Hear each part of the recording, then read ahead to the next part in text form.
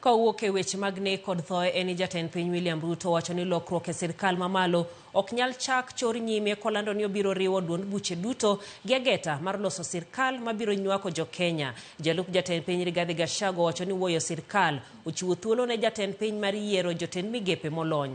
Kano lose limbe mare kaunti ma Elgeyo Marakwet kamane oyange chenro mopogore mag dongruok, Ruto onyono kar tiende ni lokruogegi ok nyal rito. Jatend piny kata kamano golo siem ne ng'ata mabiro ketho mwandu kowacho ni Kenya en marwa waduto. Gin weche mosir kod jotelo ma Kenya Kwanza mabende noyuoro e romono.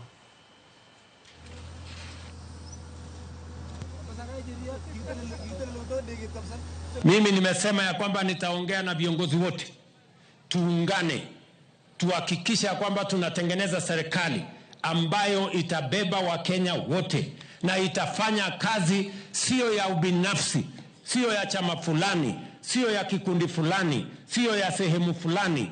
Kenya, kazi ambayo itaunganisha taifa letu la Kenya, itupatie nafasi ya kupanua viwanda, hawa vijana wapate kazi. Itupatie nafasi ya kupanua kilimo ndio tuweze kuondoa njaa. Tunataka kuomba the rest of us who serve under you and the ones you shall pick also to show humility to the people of Kenya.